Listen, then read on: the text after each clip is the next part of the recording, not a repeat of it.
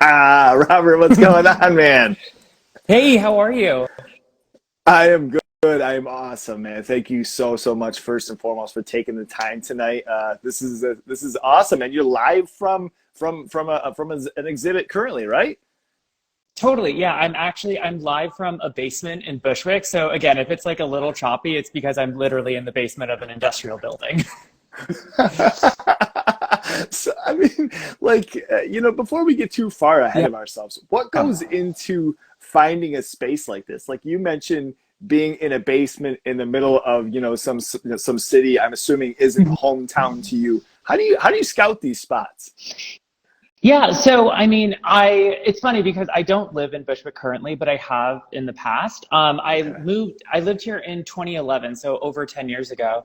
And the neighborhood is known for being kind of very industrial, but also having like a really rich arts community. So that was one of the reasons why I wanted to kind of exhibit here. But I think doing this project, which is about a vampire advertising agency, I wanted there to be something that was like very industrial feeling. So when you walked in, it felt like an office.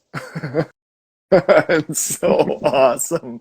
I mean, from being introduced to your stuff, it's had to have been a couple of years now, and then most recently you working with Chris Stake Yeah. Mountain there, and just seeing the shoots and seeing the photography. I think it was honestly your photography that I was more introduced to Mhm. initially, and then realizing exhibits and live shows and different things. And so it's such a cool realm.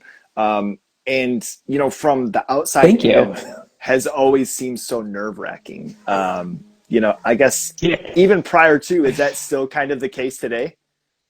Oh, for sure. I mean, this exhibit is one of the largest things that I've ever done. And so just working on it's been in the works for about 2 years. So balancing this with like a day job with other shoots such as the one with Chris, it is incredibly nerve-wracking, but it's also like very fulfilling, especially when you get to this point where you're like, I'm sitting in a space that I created. Like granted, like Yeah. with the help of so many people, but like it is one of those things where you're like, oh, this is like a dream that's become or a nightmare that's become a reality. I mean, it's very much film-like. When you look at a movie and you see a film by, Wes Anderson, or and you're kind of for like that amount of time stuck in this person's world. Maybe even at times, whether you want to or not, you're like, man, you're completely engulfed. So it's got to be cool, kind of having that. Has it been since like the early 2000s that you've been doing exhibits and having Yeah. shows?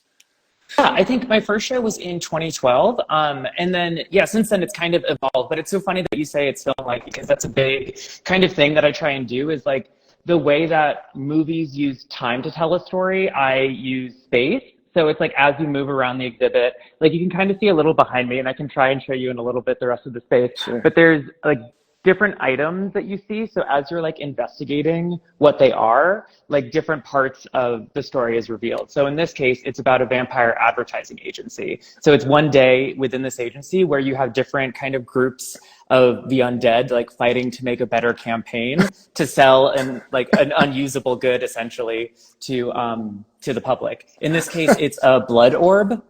So this is the product. Holy shit. It's awesome.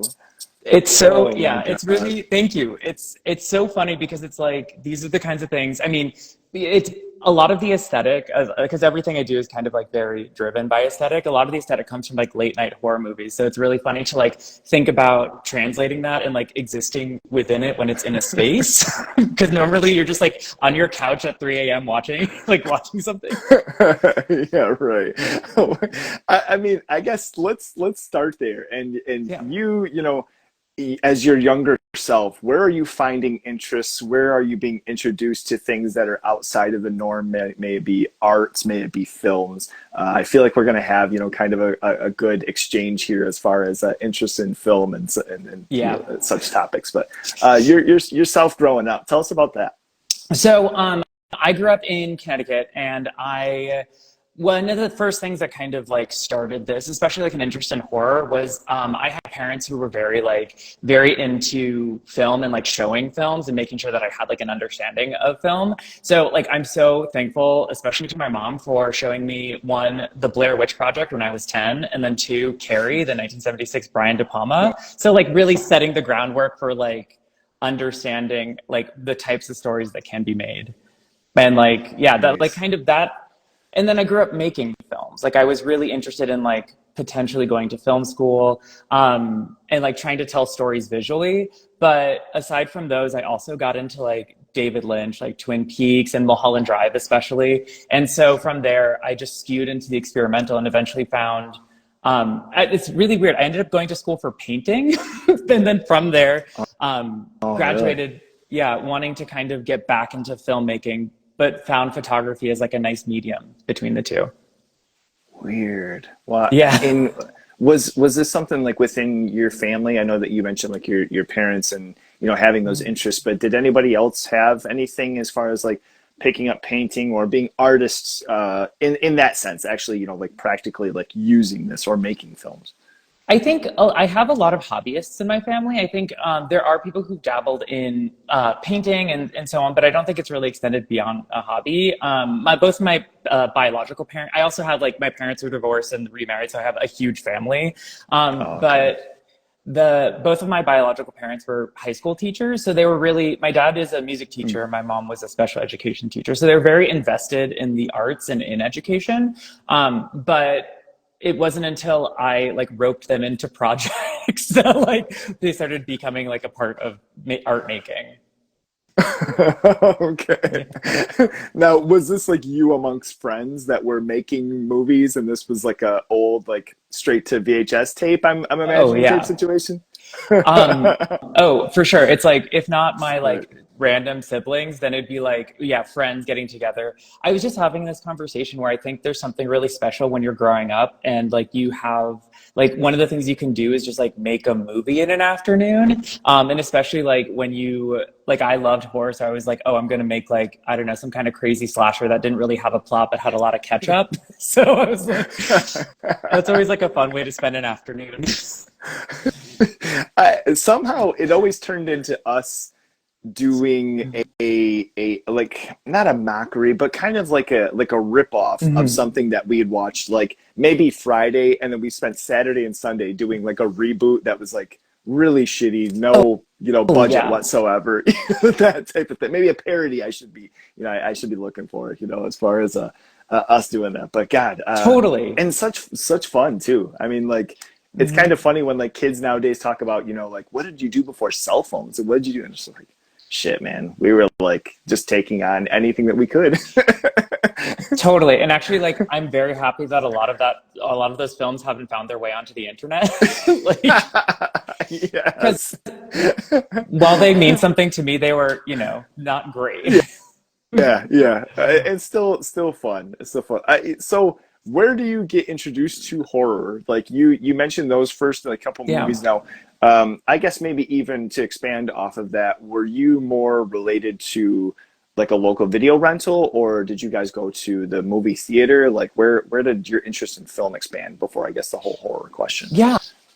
So I I think like I grew up, I think, okay, so shout out to public libraries. I got a lot of like films and videos Oh I'd rent yeah. from public libraries because it was just closer than like the Blockbuster at the time. And so just being able to be like, I just want to look at as many movies as possible and like taking a bike down to the library and then like riding back and watching, a VHS or a DVD in the afternoon. Mhm. It was that. And then I feel super fortunate to be around or growing up in a space where they had like local film festivals that included some really random like horror film festivals. So I saw a lot of like very bizarre indie horror as like a teen and preteen. Okay. There's one film I can't find it, and if anyone knows it, like have been looking for it for years. It was called Farewell My Flesh, and I saw it when I was 10, and it left like it's a black and white film about a guy who I think he like murders his wife over a dinner, but it's like it's so just like fever dream nightmare scenarios. But I saw that when I was super young and I was like very disturbed by it, but also intrigued. Kind of, when you start to watch horror and you're like, this is awful, but also I can't look away from it. It's like, as much as it scared me, it opened a door to like wanting more of that. I don't know. I thought you were going to say something else, and it was like it was an older movie, but yeah, 𝖍𝖎𝖗𝖗𝖊𝖗𝖗. That's I mean, it sounds awesome. That would be Right? something where I'd be going through, like a video rental, and maybe even just off of the title alone, I would have been intrigued through that. Now, you mentioned, Seriously. I feel like, any horror fan kind of falls down this like rabbit hole of looking up lists or asking friends. Where did you find, where movies were getting a little bit too far for your interest, or, your taste, so to speak? So I think, okay, so I think the real answer to the question is probably later in life when I discovered new French extremism. So it was really in Oh college. yeah. Like in college, I think it was my roommate Liz at the time who was like, you have to watch Martyrs. And after seeing like Martyrs from 2008, I was like, first of all, like went into a nihilistic existential like wormhole. But it was the same thing where I was like, this is so like absolutely fucked up, but also like I want to find more movies like this that make me like Yeah. very viscerally feel like that. So it was, yeah, Martyrs and then Inside were like the two that I was like, oh shit, I need to see this more. Did you guys like when just being younger, did you have like a core group of friends that you were kind of sharing different things and passing different things? Maybe even like collecting as far as VHS or DVD? Yeah, so it was it's my current roommate I've lived with for about 15 years, and we actually met on MySpace in 2005. And Okay. so she's like my horror friend. Like she is the one who's like we would find different horrors and like kind of show them to each other, or we have like a shared collection just because we've lived together for so long of different VHSs, and well, it's mostly DVDs. I think there might be like one or two VHS, but it's all of Okay. the horror stuff is on DVD.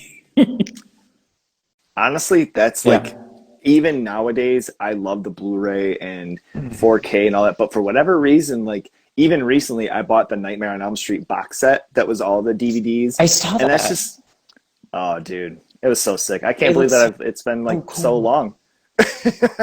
I'm Yeah, like, but DVD's yeah. always been something special. And I think that it's like, as much as I've had nights where it's like I end up streaming something that I didn't realize I had on Mhm. DVD, but like there's still something about Yeah. the physicalness of it that I think is so important. Like I love looking at a DVD collection, or like, okay, so I haven't watched this film. I don't recommend anyone to watch this film, but I found at a Goodwill a Serbian film on DVD. And just like the fact that I found it in a Goodwill and had it on DVD, I was like, I have to buy this even though I will never watch it. That is really weird. Right? I mean, I can see somebody just like wanting to drive by and throw it out their window, but I've never seen it. I've kind of actively always been, not Yeah. to say anti, like I'm not gonna be a prude about it, but it just from hearing the contents, I've never really had the interest. Yeah. But your situation and finding it, someplace like that, or like at a small spot, it's like $1. It's like, okay, I'm like, well, yeah, let's see, why not? almost like it's kind of almost a joke, like, because it's, again, like I have no desire to watch it, but it is something that I have. Now, Yeah. when you're talking like, as far as yourself and your friends and Mhm. doing films and different things, what were like maybe some of the accomplishments that you found out of these, and maybe even early on, before, now doing photography and shoots, some things that maybe you didn't even realize that you were leading on to. They're like, man, I actually might have had something there with this idea. It's so funny that you mentioned that, because like one of the films that I come back to that is I got it from my roommate and she like loved this movie and then showed it to me. It was Ginger Snaps, the like Oh, 2000s movie with yeah. Emily Perkins. Hmm. So it's really like I just rewatched it I think maybe in the last year, and it's funny because the opening sequence where it's like the two sisters that are just taking like death portraits of each other like is literally my photography practice. So I was like, oh shit, like this is something I watched like earlier that like has manifested and like become what I do now. You never know where you find inspiration. Yeah, seriously. Oh shit, that's awesome. I mean, and there's certainly like I guess even delving into your photography. So you initially mentioned as far as, being interested in film. Did that expand into anything in school, like as far as cinematography, or did you take that into a step, or did it go into painting? So yeah, I went to art school for painting, and I ended up graduating with a degree in performance art. Oh And shit. what Okay. was totally, but the thing that's interesting about it, or what led me to photography, was that I realized I really liked the documentation more than I did like actually performing. So taking photos of like doing things, which like turned into a photography practice and really like channeled how I make photos now. Because a lot of the way that I make photos is that I will set up an environment or a scene, and then have actors in costume kind of play out roles. So it's a lot like filmmaking, but instead of like shooting it on a film or shooting it with a video camera, it's making photographs of it. So like a storyboard almost. Man, it's in.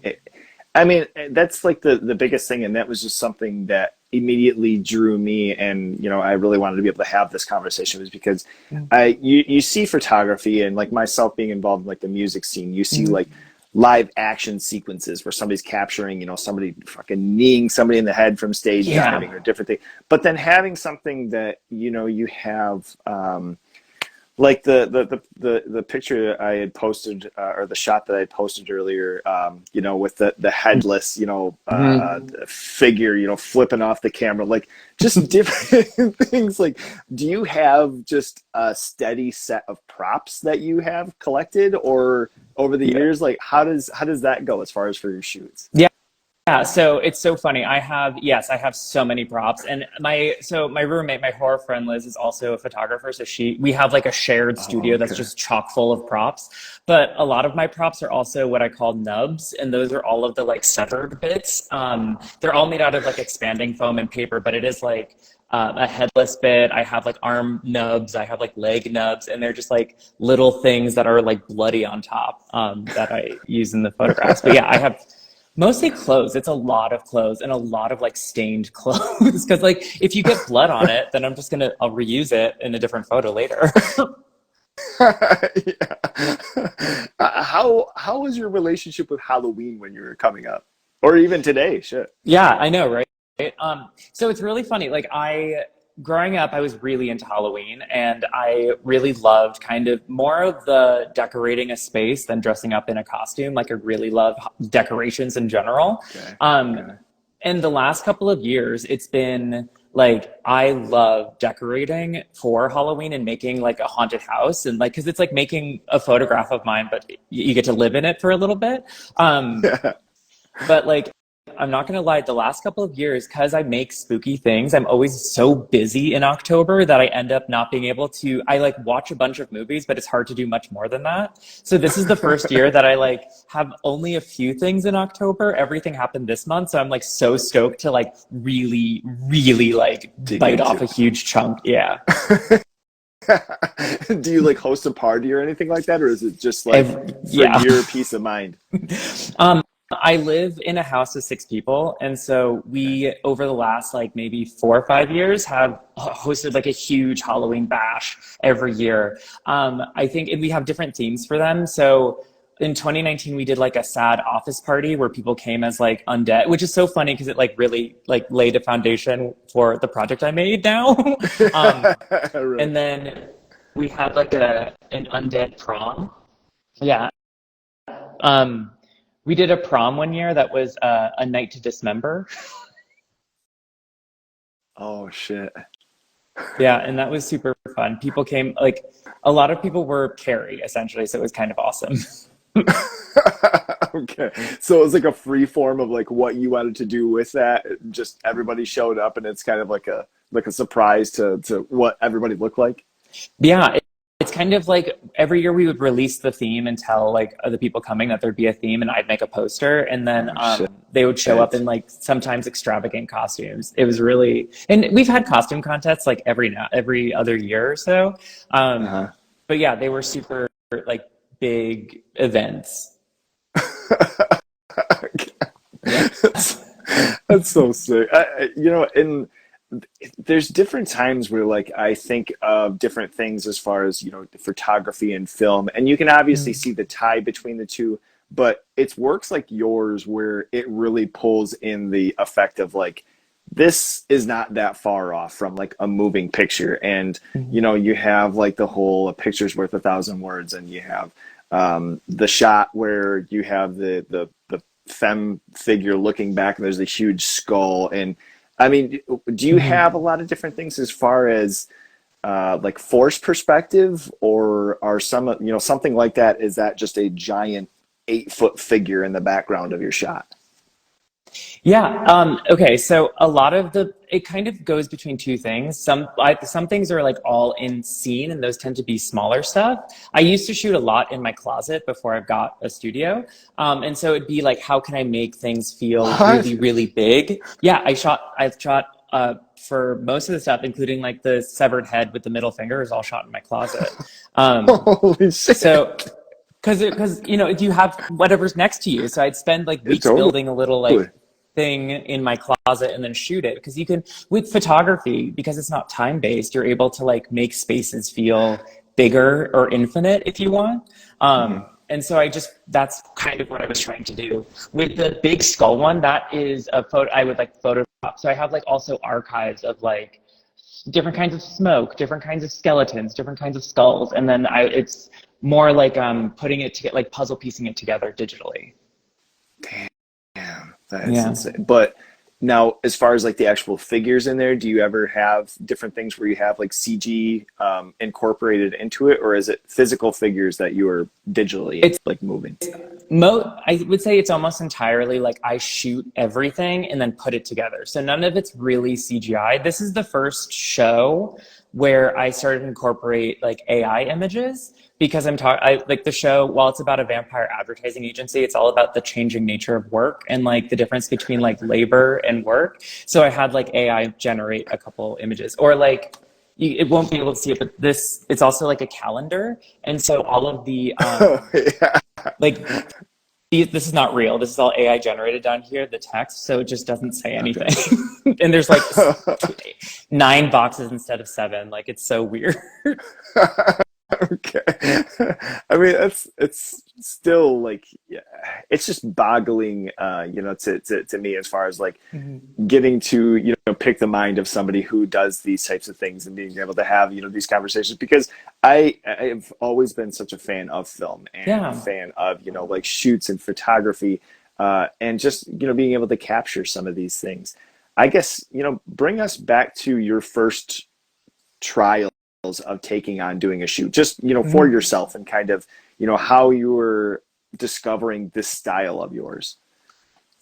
So this really came from okay, well, I think to back up, one thing that like I have kind of found, and one reason why I really love horror, is that I feel like it's kind of a barometer of what we as a society fear. So it creates this kind of like visual diary or visual dictionary of like what problems are. So because Mm. in a lot of horror movies, it's taking kind of like big abstract things like a socioeconomic difference, or other Hmm. kinds of trials and tribulations, and turning them into like monsters you can fight. And so it's like, oh, I want to like take the things I don't understand and turn them into monsters. So I first started doing this when like making the kind of photos that I've made now, when I was going on a lot of bad dates in New York, like really awful, awful, just like people are terrible. so, so I was Okay. like, I feel like I feel like I'm getting ripped apart. So I decided to actually rip myself apart. so that's where the like beheaded photo comes from, is because I was like on a bad date with someone who didn't care. So it's like, which is fine, That like that is happens, but yeah. awesome. And I was like fascinated with like the jock who ends up dying in the first like third of any slasher. I was like, when the camera's cut, like that severed body is just kind of like chilling, kind of being disappointed in the corner that they're like done with the movie. So I was like, I want to embody that. So Holy shit. yeah, That's yeah. awesome. Oh my god. I mean, where like from there, how is this turning into something as far as people seeing your stuff and, kind of making a collection as far as, sending out and, becoming a body of work, for yourself? Yeah. So I think I started making all those horror images and posting them to Instagram. Then they got published in Vice. And so from there, just it was like something that, like, I'm the photographer who makes dating look like actual hell, I think was the title. But from there, like, that opened up a lot of doors, and I like owe a lot to like Vice for that. I then started getting contacted by musicians and started making like DIY like music videos, because I also really love music videos. And so from there, like, I started getting kind of more, you got to kind of like make things all the time in order for people to see the kinds of things that they could work together with you on. So I started making music videos myself, and then got asked to make like larger album covers and music videos. And then, yeah, from there, just kind of it spiraled into doing kind of some commission work, and then like starting to build like different worlds for myself, because I was like, I'm getting the tools for how to make bigger projects. And so I just kept wanting to make bigger and bigger projects. Damn. Now, I mean, from, I feel like we're around the same age, right? Maybe like the mid 30s or so, and getting to grow up around music videos and, that kind of like time and, prior to YouTube and things. Having worked with these mediums, so to speak, have you kind of grown to have an appreciation for one more than the other versus, if a video comes up and it's like a cover, shoot or something like that, do you kind of find yourself, where you're like, I think I would rather stick with this because the other's a big pain in the ass? It's so hard, because the thing is, I love music videos so much. I love watching them, but like, they are a labor of love. They are a lot of work. Because it tends to be like, I mean, even commissions now, I mean, if it's not like an ad, like advertising, it's like you have to make magic with very little money in general. And so that's something you just kind of learn how to do, is be really, really thrifty and like make, again, like taking spaces that are small and making them feel big. It's like being an illusionist almost. Sure. Damn. Yeah. Within your first camera, we'll even say, what, where can we go as far as that realm of, this first camera versus what it is that you use today, or if there is some sort of a, similarity between the two? So I think my first camera was like a mini DV Sony Handycam in terms of like video camera I was using. In terms of like photography camera, I still have my first camera. Like the camera that I use now is a 5D Mark II, which is very old. And it was kind of like, because there's a lot of processing with my images, I'm like okay with an older kind of camera body. But one thing that I did just get, that I shot a video component for this project on, that I'm so excited about, is an old VHS-C camera. It's a Quasar from 1982, and it's just like, it's so sick because it's like super old, and like the battery lasts for like probably 25 minutes, but it's just like the footage is so cool. It looks so cool, and it makes me feel like again, like, growing up being like, I have a weekend free, I'm gonna make a movie with friends. That's what it feels like.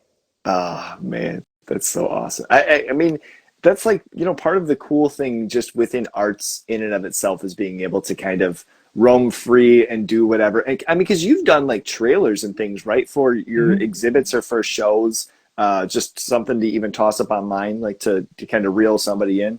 Yeah, totally.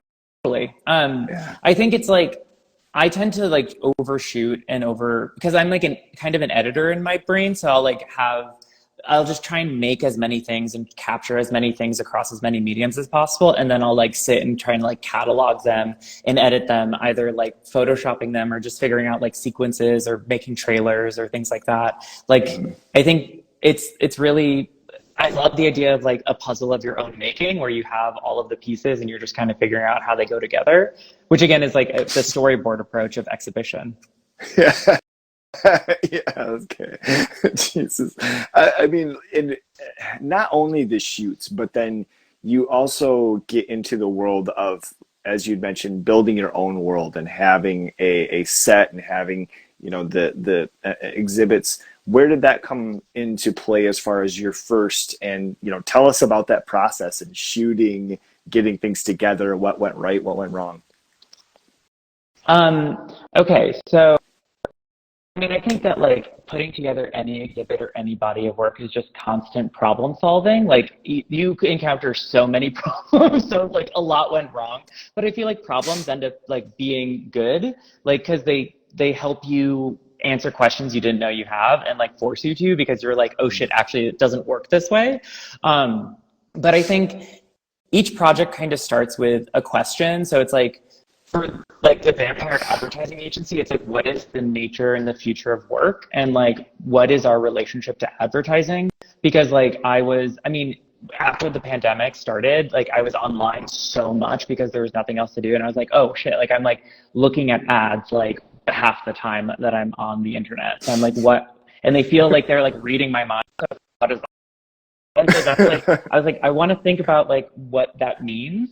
And so I was like, oh, what if it was like, there's like a super nefarious, like evil corporation that's like putting together all of the ads. And then I was like, what would that look like? And I was like, oh my God, what if it was like a 1980s, like, I watched the slasher Office Killer that was directed by Cindy Sherman. And I was like, oh shit, like, Okay. what if it was like an old like office that was run by vampires? And so that's kind of, after that, it's like figuring out, when I have that idea and that like initial concept, I'll move into a principal photography shoot where I work a lot with my family. I'll have like my family and friends come and we'll get into costume, and I'll just take like portraits of them, just to see what works and what doesn't. And then from there, I'll use that as the beginning of a storyboard to be like, okay, now that I have like everyone in costume and all their headshots, like what are these characters doing? Like how are they interacting, and how can this turn into like a bigger story? And then how can I tell that story through objects? Yeah. Jesus. You said you have like family and such that help you with the shoots too, that come into play? Oh yeah. I have, I have a chance to I have two moms, and they end up in all of my projects. So like Sick. this is my stepmom. I don't know if you can see, but that's like her. She's a vampire executive agent, executive assistant. But yeah, my Okay. mom, they'll like allow me to dress them up, and like they'll take on different characters. So like we did a project that was looking at Suspiria. And I dressed them up like and 𝖍𝖎𝖈𝖐𝖊𝖗𝖃, the director of Suspiria, because it was like my.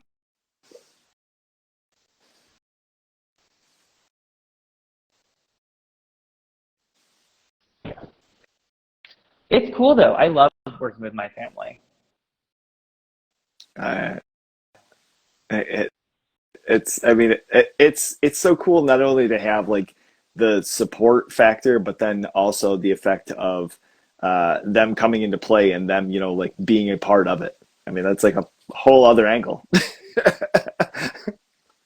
I know, and the thing, they're Shit. scared of Wait, let's see. horror movies. Oh, boy. Yeah,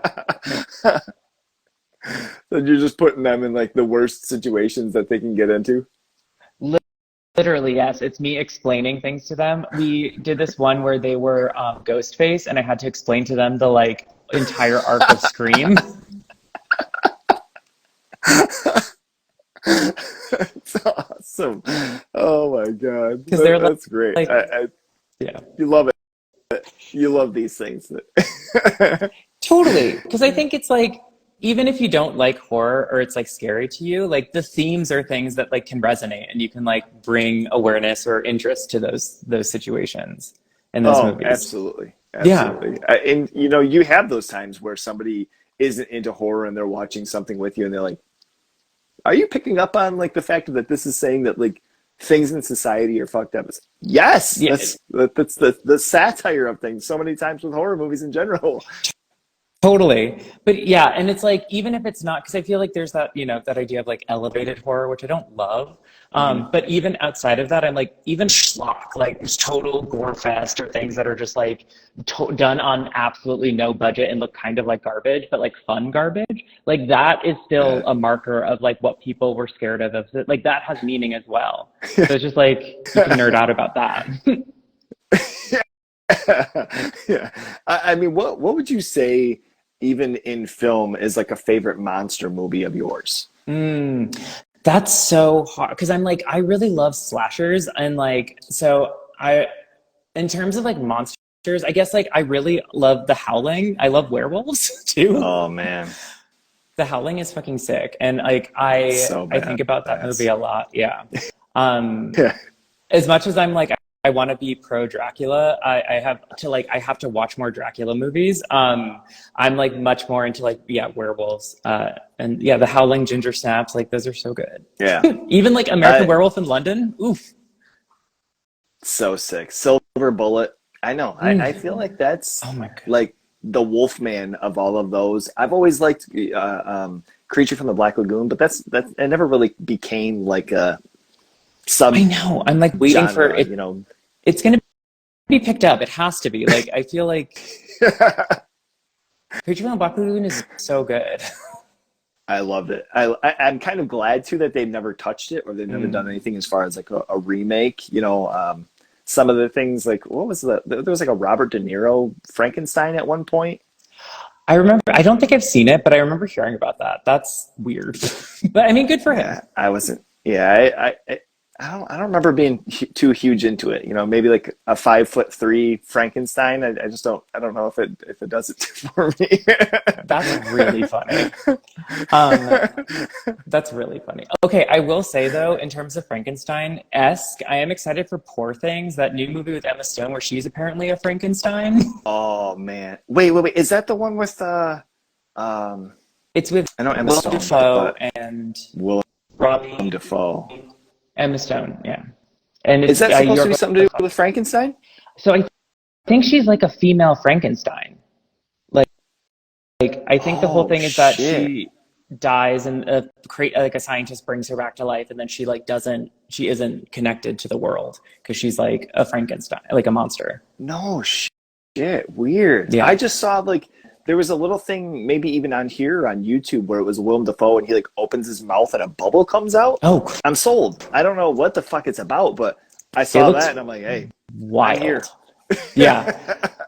I'm very excited for that. I think it's going to be good because the director does like crazy, like he did Dogtooth and The Lobster. Dogtooth is more of Oh, a horror movie, but like oh man. they're all so Hmm. weird.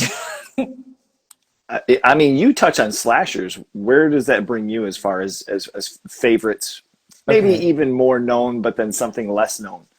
I mean, okay, so Texas Chainsaw Massacre, of course, is iconic. Right. The thing that I love about slashers is that the first slasher technically is a Canadian Christmas movie called Black Christmas from Black Christmas. 1974. Black Christmas, Yes. like, it's so good. And even like rewatching it, I'm like, it's so good. I have forced so many coworkers to watch that and like friends and family. It's so good. Um, and then Oh, I mean, dude. I love Scream. Like Scream is just iconic. It really changed the genre Mhm. and like reinvigorated it. I guess like Nightmare on Elm Street is the slasher. I Mhm. saw the first one in theaters 2 years ago for my birthday, and it was just like seeing it on the big screen was mind blowing. Oh, It's so good. damn. Mm. That is insane. You know what's funny is like Nightmare on Elm Street, for whatever reason, I have just casted hate on that series for the longest. It gets And weird. I'm doing yeah. Well, my thing is though is I'm doing this like little kind of collective thing for this next month for October with Sick. interviews, and it's all surrounding around Nightmare on Elm Street entries. Oh, And so cool. I've been going back and I've been rewatching them, and I'm like, dude, what was I thinking? Like, there's some awesome shit in this. Part two is absolutely wild, and it's So weird. like kookiest Yeah. ways. But then like part The three, Dream and Warriors. even dude. It's So iconic. sick. That Yeah. movie is fucking awesome. I know. No, I have to go back and Absolutely. rewatch because I feel like I've seen like four, the ones after three, but like they're kind of really hazy. But like Hmm. one, two, and three are all so different and so bizarre, but I really like them. Yeah, yeah. Like part four, I was just watching recently, and I'm trying to think of what the dude's name is now. McDade or McDavid or something. But there's like the one sequence where he's in the junkyard and all the like cars are kind of like piling in on him. Hmm. And just rewatching, it's like how much work took to like fucking make Yeah. that happen. It's also like Another so thing of practical. practicality, Yeah, right? it's so Practicality, yeah. practical. Which like I just so deeply appreciate because like, CGI can get a lot done, but it just like doesn't, it's not that, I mean, I'm speaking, singing to the choir. It's like, it's just not good. Yeah, I agree. And it's like funny too when I guess people talk horror and they kind of, like relish in like the 80s and things. But I almost feel like right now with like Vinegar Syndrome Mhm. and Arrow and all these different companies that are releasing all of these, really awesome, collections and different things, and like poster art coming back. People like yourself who are doing awesome photo shoots and having everything in, a real space. Like it's we're living in like a great time for this type of shit, and just to be able to expand off of it, it's awesome. What are newer horror movies that I guess that you have seen that have impressed you, if any? Um, I mean, okay, so I always have like a love for 1980s and 1990s. Especially like I love giallo, like Italian horror movies are so bonkers and just like so campy. Like anything by Argento, of course, but then also like Death Walks on High Heels, which is about a supermodel that takes acid and has premonitions about a serial killer. It's like things like that are just so weird. Is that Um, Argento? no, it's what's his name? Luciano Ercoli is the director, but it's like basically from Argento, like a bunch of other like people made.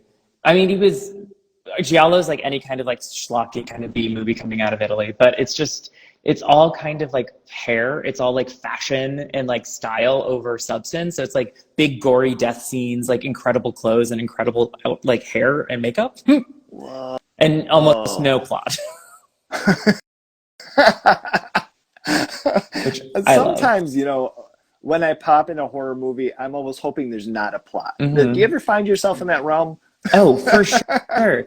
Like especially like I want to see inventive kills or like we just watched I was just watching Day Shift with my sibling, the new it's like a Jamie Foxx and Dave Franco Oh vampire yeah. movie.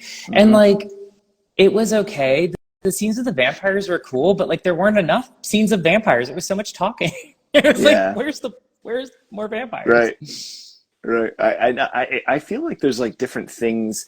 Um, I'm trying to think of because that was like based on a comic, wasn't it, or like a Hmm. graphic I novel of think some sort? so. Or am I fucking that up? Okay. I was trying to think because I'm yeah.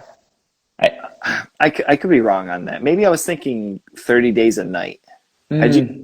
I that's don't a great know, one.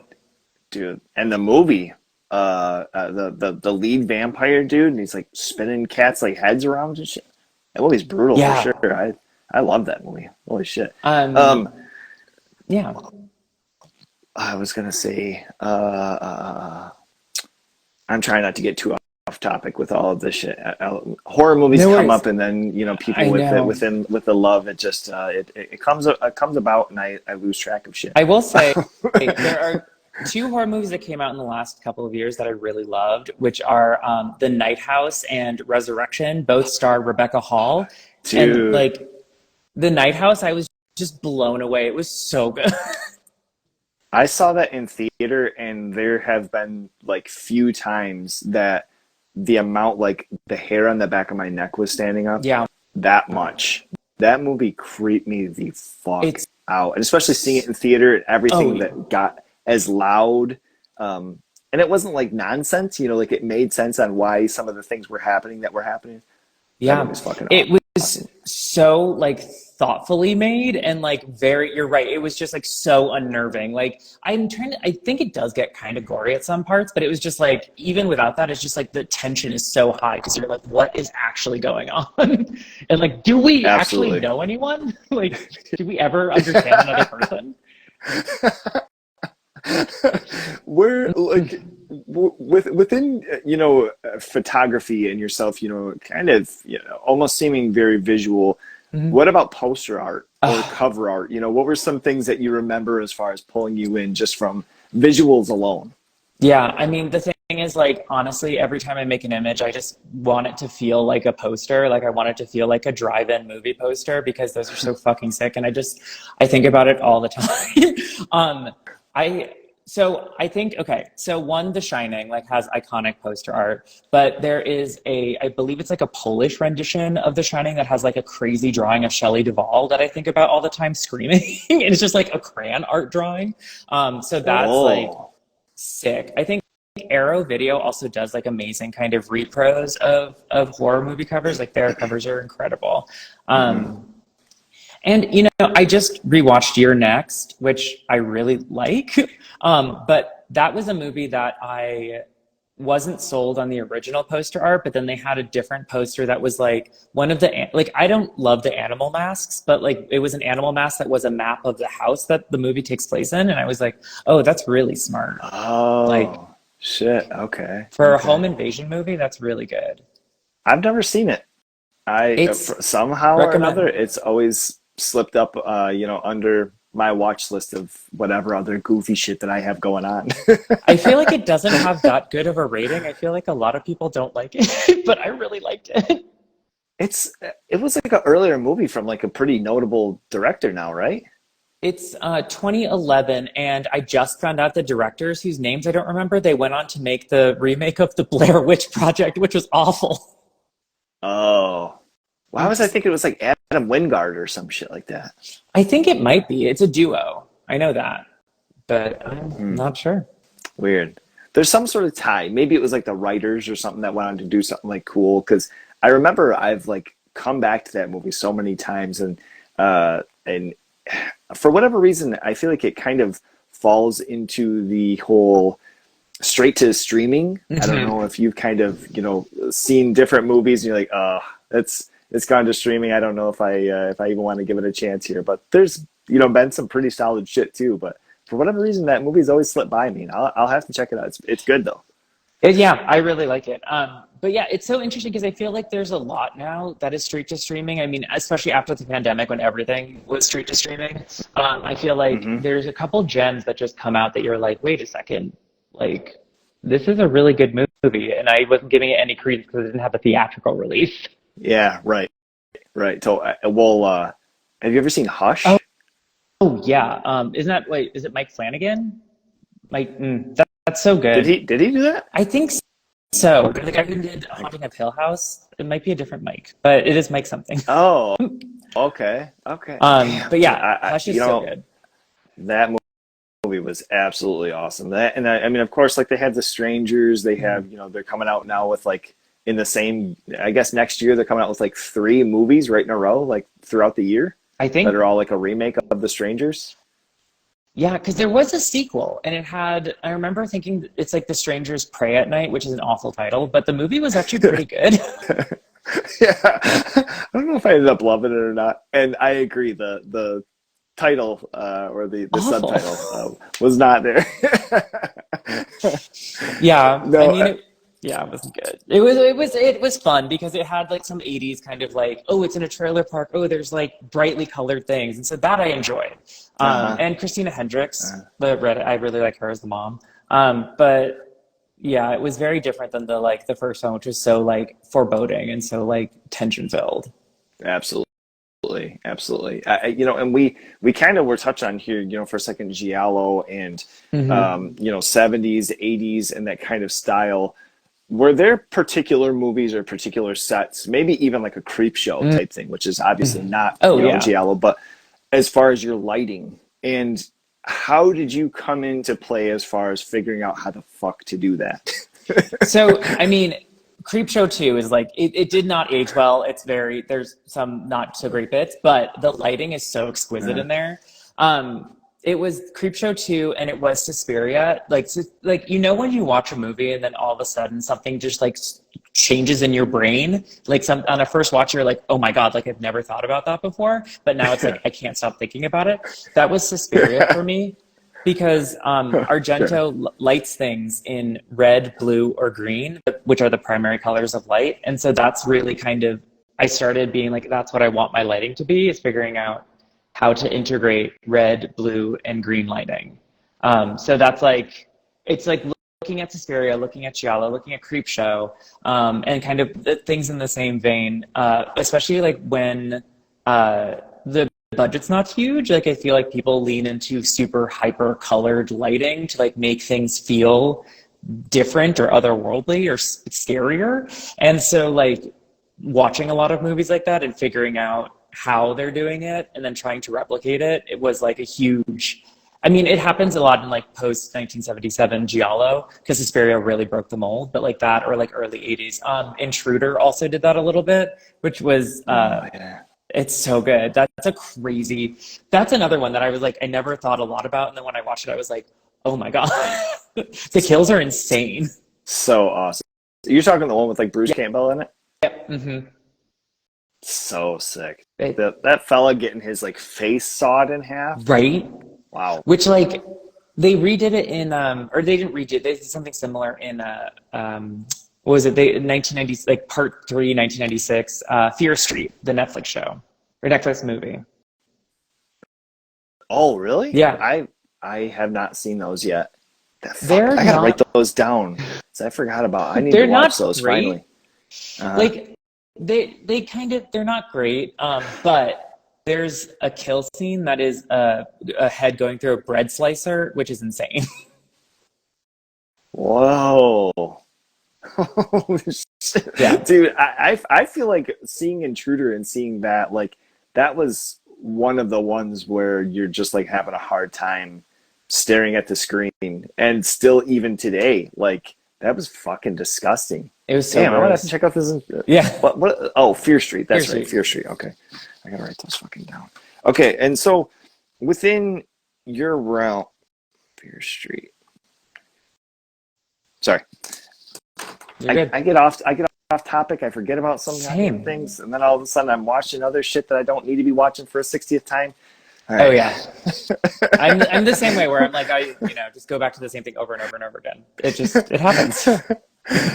So do you end up like, because I guess one of the things too is like the vibrancy. I feel Mhm. like I've been in kind of video shoots, I've been in different things where like my buddies will put, have like a cam light or something, and then they put like a thing over, and you look, and it's just kind of like this like kind of, I don't know, flat, hue of a red, and it's not like I think. Mhm. How are you getting that? So I mean, are there certain lights? Is it a spacing between the figure and the lighting? Like how does that work?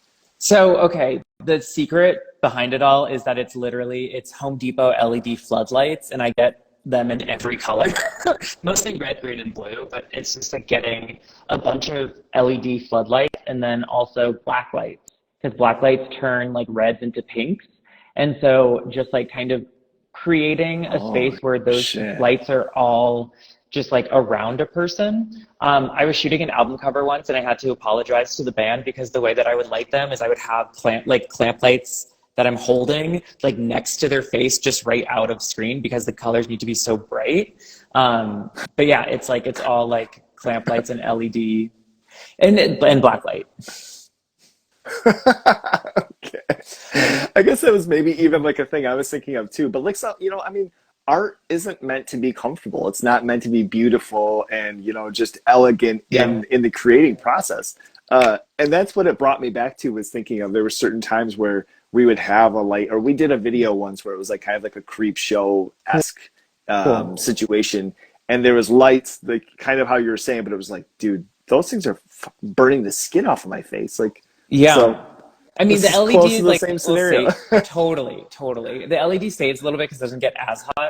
But yeah, I mean, the same thing happened on the set of Suspiria. Like the actresses were saying that it was so ungodly hot because the lights were so close to their face, but they have to be to get that color.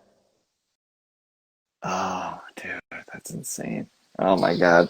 Like, were there different moments that inspired you, as far as, were you ever big into like behind the scenes of filmmaking, or watching Oh, or reading, yeah. like Tom Savini books or anything like that, as far as like special effects? Oh, yeah. I love Like, absolutely. I think that like one of my biggest goals in life is to do a project that like makes a fake horror movie but doesn't show the horror movie, shows the behind the scenes. It's like incredibly expensive to do that, but like I just love the idea of like an actor who's just been sawed in half and like is in a prosthetic just like getting fed like a little bit of water. Like that shit where you can see the seams, I love so much. Like That's awesome. anytime you go back and look at, I've never thought of yeah, that.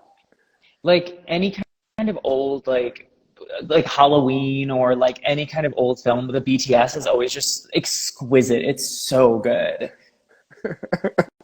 That's like old. I can't think of what his name was, but was it Castle, who has like the mask pulled Oh, over his head and he's like drinking like a Dr. Pepper or yep. Sprite or whatever the fuck it is. Like that is the most inspiring thing to me. Like I love seeing this. I love seeing the like behind the scenes bits, especially when there's like some weird old like 70s like gore situation where like someone just got cut in half or someone just got an arm pulled off, but it's like they're in between takes, so they're just kind of like chilling.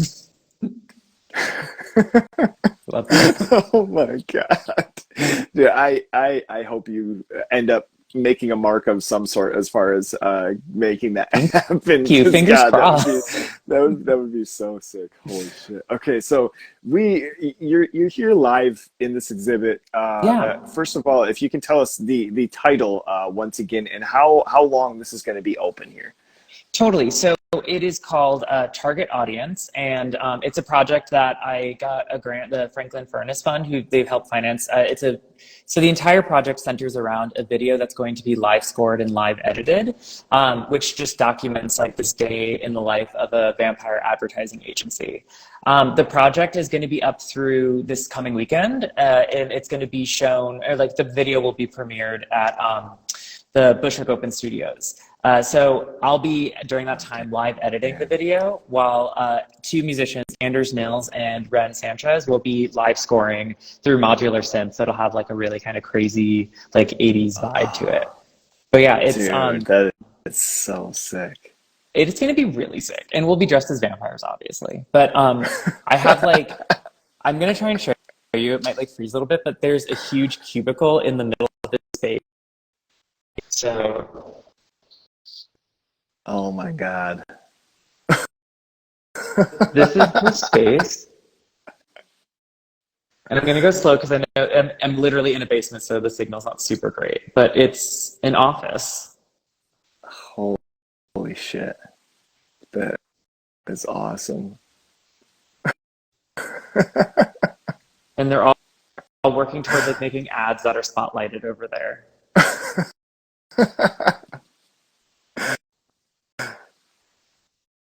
Oh my God. Dude, the color work in these, I mean, in all of your stuff, I can't just say these. Oh my God. That's fucking awesome. Yeah, it's crazy. And then like AI generated all this paperwork, so you can't even really read it. It's just like kind of nonsense. Okay. But yeah, it's this has been a project. It's 2 years in the making, so it's a lot. It's a lot of different stuff. Wow.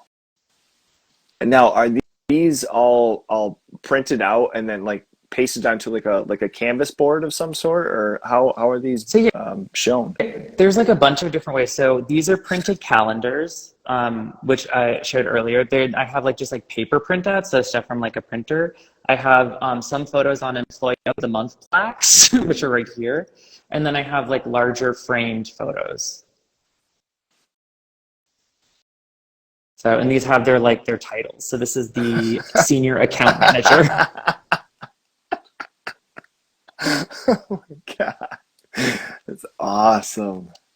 Holy shit. But yeah, so it's like they're all characters. So there's six main characters, and then like as you move around the space, you see their day, and kind of them working on making this campaign.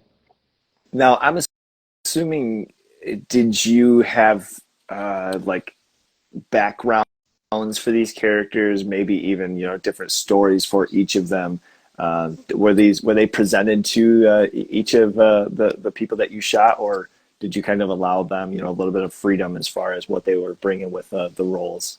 Yeah, so I started with their titles, so they all had like official office titles because I find that like hierarchical like office titles are kind of nonsensical. So it's like executive assistant, chief executive officer, associate creative director, like all of that. I gave each person their own title and then they kind of created the character and then we would work together while I was shooting them. So it'd be like, okay, you're the chief executive officer. This is your company. Like you have to make executive decisions and you don't actually care about anyone else. I would like give them little prompts and then they would kind of make a character. And then from there, based on whatever they did during the first shoot that we did together, I would then like create a bigger story being like, oh, like you were acting like in this specific way. So your character then would act in this specific way. So it becomes this kind of like semi-collaborative way, like a creation of each character and how they interact with each other. Now, did you notice maybe even kind of like a Stanford prison experiment where the person that you were telling that they were the president, that maybe they started kind of keeping their head a little bit higher and like a little bit more smug with everybody, or was there anything like that as far as the role taking process? Oh, for sure. I mean, my mom played the chief executive officer, and I think when I told her that she was like the head of the company, she was just like, so she became so stern and was very much like really into being the boss. Like, okay. Okay. Yeah. It's awesome. That's awesome. For Dude, sure. these are absolutely, they're so sick. I mean, Thank you. it's one thing, I mean, as far as, like I say, from the outside in, looking at something and, trying to take on something like that. It's huge and it's obviously passion driven. And, hopefully people come out and they're able to, support that, so that you can do more things like this. Yeah. What exhibit or what show is this, of yours? So yeah, the show is called Target Audience. It's a performance show of mine that is, I mean, I think it's probably like the fifth show that I've done in the last like 10 years or so. Okay. But yeah, it's a solo Okay. exhibition that is with a performance, a collaborative performance. Awesome. Awesome. Yeah. Man, I was hoping that you didn't misinterpret the question because I didn't Oh, want you to no, have did to I? re-explain it. No, no. I was just trying to ask how many that you've done. And I was like, oh no, Oh, I think yeah. he thinks that I totally didn't listen to him introduce the fucking Oh, show. no, I didn't. I mean, like, I just wanted to make sure I was hearing it right. Sorry, yeah, this is Okay. Okay. Awesome. I think it's about the fifth or sixth solo show that I've done. And most of those kind of like, they tend to be in like DIY spaces or, occasionally I'll be able to work with like a larger institution. Like in 2021, I worked with 𝖍𝖎𝖈𝖐 projects. And then last year I worked with 𝖍𝖎𝖈𝖐𝖊𝖗𝖗, and I'm like very thankful to both of them. But yeah, it's a lot of like, this is a DIY space, working with Brooklyn Fireproof, that I was able to just like rent out the space and be like building this whole thing. That is crazy. How long does something like this take you? I mean, as far as setting up and that's something else even where, maybe we should give a little bit of props here because I think of just tacking in one picture and, my wife saying, I don't think that's the right spot. If you can move that over. God damn. And then you have all of these that you're putting up in a space. I can only imagine I mean, the time that takes even. yeah, so it's like that's like I started thinking about it probably like a year ago. I like mocked up the space in 3D space and then like began to be like, oh, I want these like big wooden boards here. And then I want like, I had to carpet the space. So it's like one of those things where it's like I have all these ideas. And then when I got into the space maybe like a week ago and have just been coming every night after work, just being like, staying up all night carpeting the space or like putting photos up Oh on the my wall or God. like I'm still in the process because more of the like little printouts, I want to cover the space. So I'm still in the process of like adding more to it, so that it Oh, feels really oh, big and overwhelming. And like I want one thing I think is really cool about photography is like it's so malleable. So I want some of the photos to be kind of like a comic book where I make like photos like this that are like the characters doing something, and I want them to be able to like man. look at each other or like talk to each other, or in some cases they're on the phone. So it's like I want it to be so a viewer would be like, oh, they're like making phone calls to each other. So it works like a comic book. Man, yeah, and even just seeing different things like this and hearing the stories, like it's so inspiring. I mean, as far as for somebody to even see something like this and to make like a action, like a film out of something like this. And I see the characters and I see the love that gets put into all of these things, and the photography, man, is Thank absolutely you. great, Thank you. I dude. mean, like, This is so sick. I so appreciate being able to like talk about it. It's so great to be here because like it's so much of this is inspired by horror movies. Like horror movies are so quintessential to this, and I love talking to people who love horror movies. Like, Well, luckily, I mean, like I say, I was trying to keep myself on track. Every once in a while, when we come together, mhm. us horror fans, and all of a sudden discover it's like, holy shit! Well, you're into this. Have you ever heard of that? Mhm. So especially with anybody in the horror realm, I always have to keep myself kind of on a reel of like, hey, we need to have a topic. We're talking about Yep. this. Don't fuck that Oh, I hear you. I'm like a big fan of tangents, which is not great, but yeah, I can talk about things forever. up. Oh my Yeah. God. All right. What one last thing I wanted to do, Mm. kind of like a special bit here, something a little bit differently that I've been taking on recently is let's just say that I'm on the phone with you. This is way back, when Mhm. we had video rentals, and I'm on the phone. I'm like, hey, Robert, I got a couple of movies here, and I want you to choose one just based off of what I'm describing off of the cover. I can't Okay. see what it says. Let's just say I don't know what the maybe it's a foreign movie and I can't see what Sick. exactly it's called. But I'm just gonna tell you what I see was on the cover, and you would just choose, and I'm gonna let you know what you Okay. chose. So this first one here, we've got a woman, and she's holding looks like maybe a baby doll of some sort, but it's made out of a wooden stump. All right, Okay. a woman holding a Okay. baby made out of a wooden stump. Love that. This next one here is it's a nice classic. You have a fella who's getting sucked up into something with a ray just coming into his chest. All right. Okay. Maybe a little Okay. sci-fi. Interesting. Okay. All right. And then this last one, we've got some bloody lettering. We've got a chainsaw and a fella in a black hat. What would you choose?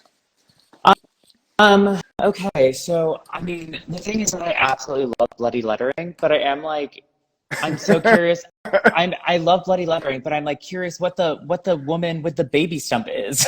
It's like, is it? That's I have to. That's the one I have to know. All right. So we've got, I don't know if you're familiar with 𝖍𝖎𝖗𝖗, but Little Oh, Odick. okay, yes. Jan Svankmajer is fucking incredible, but Little Odick is the one I haven't seen. I'm like Alice forever, and also all the Oh fucking little man, shorts. dude. I have Yes. Alice up here Also, too. Holy okay, shit. Little Oda, I think, is also one of the favorite films of a friend of mine who runs this group called F'd Up Heads. If you're ever looking for a fucked up movie, like F'd Up Heads is like the place to go. And I think that's That's it. They have like yeah, an Instagram or something? yeah. Yeah, it's F'd Up Head, like EFFED. But yeah, they're great. Oh But yeah, shit. Little Odick, it's been on my list for so long.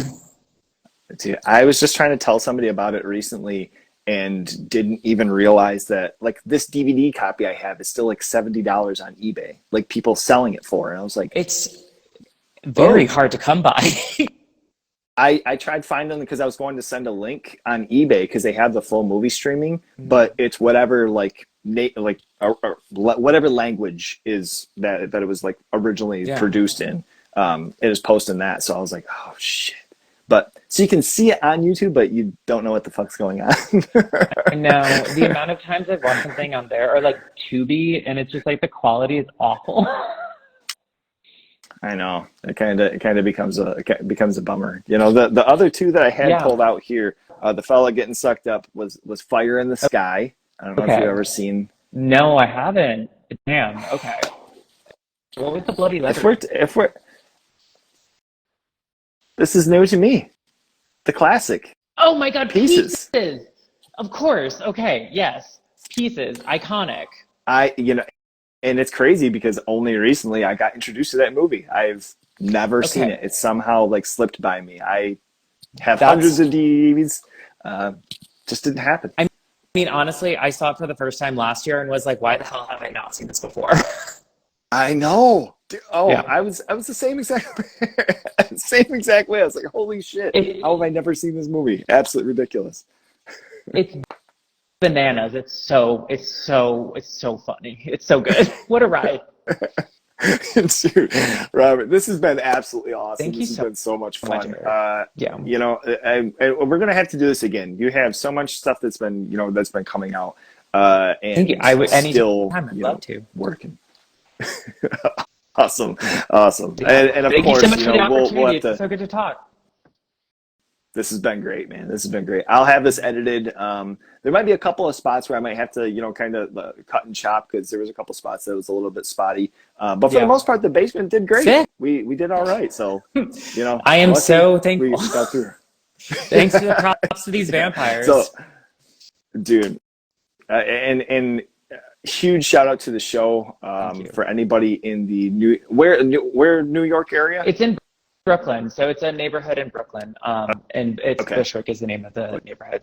Bushwick. Okay. And if you're in the area, go and check it out. Go and support. Thank you so much once again, Robert. Thank you so much, Eric. Take care. Have a good day. Take care. Have a good night. Yeah. Bye.